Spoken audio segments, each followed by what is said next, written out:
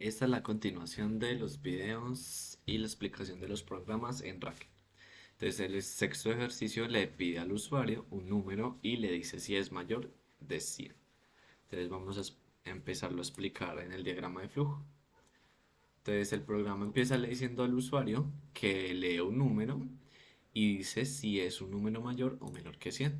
Entonces, le pide al usuario que digite el número, toma el identificador N para guardar el número que digitó el usuario y acá está la condición. Entonces acá dice si N es mayor que 100, le va a decir al usuario que el número es mayor que 100. Si por el contrario el número es menor que 100, le va a decir al usuario que es menor que 100, valga la redundancia. Entonces acá está el programa. Usa la función printf para, para leerle al usuario que este programa lee un número y dice si es número mayor o menor que 100 y luego le pide el número.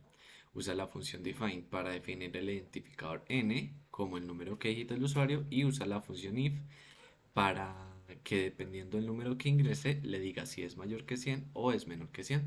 Entonces podemos usar un número mayor, como por ejemplo 101. Entonces le dice que 101 es mayor que 100. Podemos usar números menores como 23 y como 23 es menor que 100 le va a decir obviamente que es menor que 100. E incluso podemos usar números negativos como -2 y le va a seguir diciendo que el número es menor que 100. Bien, entonces continuamos con el séptimo ejercicio, que dice que tome dos números y diga si ambos son pares o ambos son impares. Entonces vamos a explicarlo desde el diagrama de flujo. Entonces, lo primero que le dice al usuario es que este programa dice si los dos números digitados son pares o impares. Le pide el primer número y guarda el identificador N1 como el primer número que digitó el usuario. Le dice que digite el segundo número y y guarda el identificador N2 como el segundo número. Y luego viene la condición. Entonces empieza, si el residuo de la división de n1 y 2 y el residuo de la división de n2 y 2 es igual a 0, le va a decir al usuario que los dos son números pares. Si, por el contrario, la división de n1 con 2 y la división de n2 con 2, el residuo es igual a 1, le va a decir que los dos son impares. Si llega a pasar que el usuario ingresa un número par y un número impar, le, no le va a decir nada. Es decir, que no toma esto. Entonces, acá lo vemos desde el programa. Usa la función print para decir lo que dije anteriormente. Usa la función define para definir el identificador n1 como el primer número. Y lo mismo con n2. Entonces, corremos el programa y le dice que este programa dice si los dos números digitados son pares o impares. Y le dice al usuario que digita el primer número. Entonces, por ejemplo, digitamos el número 2 y el número 4. Entonces, como los dos son números pares, le va a decir al usuario que los dos son pares. Si usamos, por ejemplo, el 1 y el 5, le va a decir al usuario que los dos son impares. Si llegamos al caso de que usamos el 1 y el 2, que uno es un número impar y el segundo número es un número par, no le va a decir nada. ¿Esto por qué pasa? Porque usamos la función void, que dice que si no se cumplen cualquiera de los parámetros escritos anteriormente, no le va a escribir nada al usuario. Bien, entonces seguimos con el octavo. Entonces dice que tome tres números y diga si la multiplicación de los dos primeros es igual al tercero. Entonces explicamos desde acá. Entonces le dice al usuario que este programa evalúa si la multiplicación de los dos primeros números es igual al tercero. Le pide al usuario que digite el primer número, toma el identificador n1 como el primer número, luego le pide el segundo y hace lo mismo con n2 y luego le pide el tercero y toma el identificador n3 como el tercer número. Luego usa el conditional if que dice que si esta multiplicación de n2 y n1 es igual a n3, le va a decir al usuario que la multiplicación sí es igual al tercer número. Si por el contrario la multiplicación del primer número y el segundo número no es igual, le va a decir al usuario que no es igual al tercer número. Y vamos a verlo desde el programa. Entonces acá dice, usamos la función print para que le imprima al usuario lo que dije anteriormente. Usa la función define para definir n1 como el identificador que guarda el primer número y asimismo con n2 y n3. Y acá está el condicional, que para que dependiendo de los números escritos diga si la multiplicación del primer número con el segundo número da el tercer número. Entonces le pide al usuario el primer número, después digamos que escribimos 2 y escribimos el número 1. Y de tercer número escribimos el número 2. Entonces nos dice que la multiplicación sí es igual al tercer número. ¿Por qué?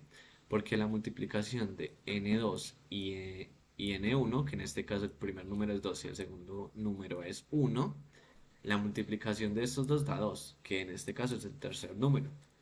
Si usamos valores, por ejemplo, como 12 y 3, y usamos el número acá 24, 23, entonces le va a decir al usuario que la multiplicación no es igual al tercer número, ya que la multiplicación de 12 por 3 no da 23.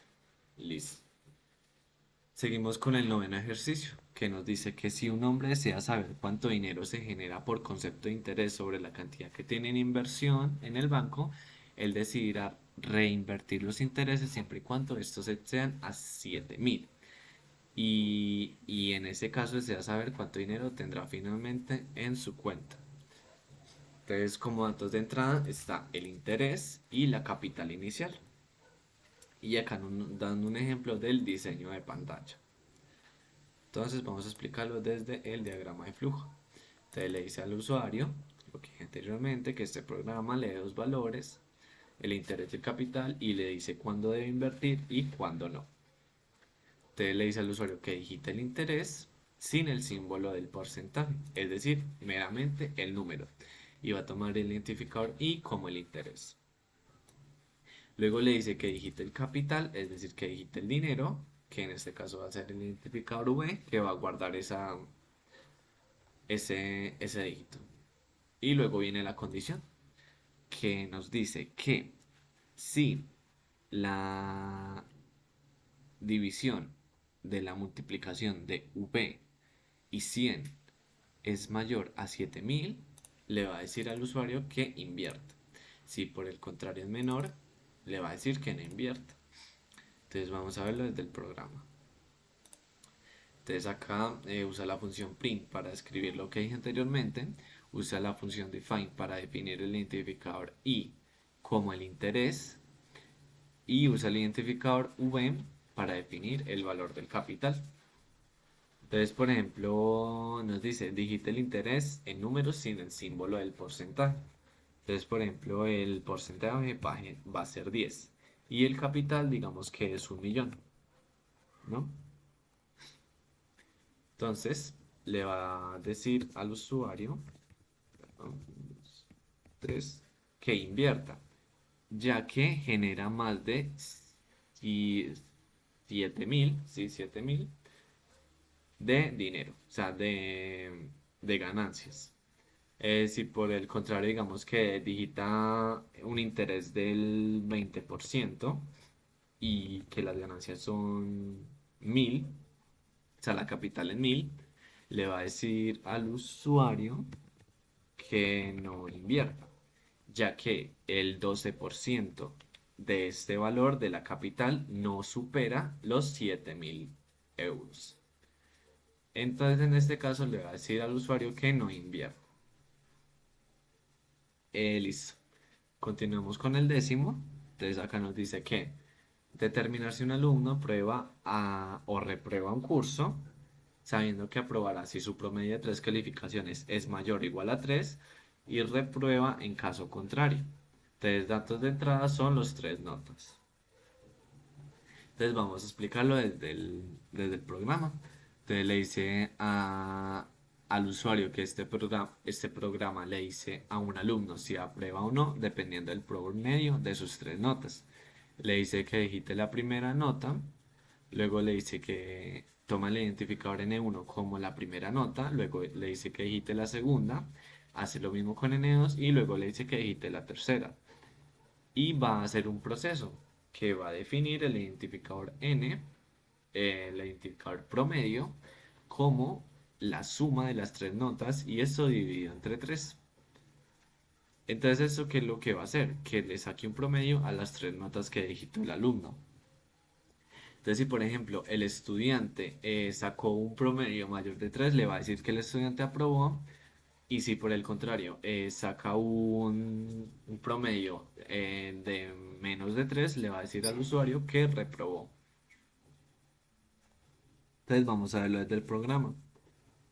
Entonces, listo. Entonces, nos dice, este programa le dice a un alumno si aprueba o no, dependiendo del promedio de sus tres notas. Entonces, por ejemplo, digite la primera nota. Digamos que la primera nota es un 4, que la segunda nota es un 3 y que la tercera nota es un 2. Entonces nos dice que el estudiante aprobó, ya que el promedio de estas tres notas es mayor que 3. Si por ejemplo saca la primera nota en 2, la segunda nota en un 4 y la tercera nota en un 1, le va a decir que el estudiante reprobó, ya que el promedio de estas tres notas es inferior a 3. Y esos son los 5 programas que explicaremos el día de hoy.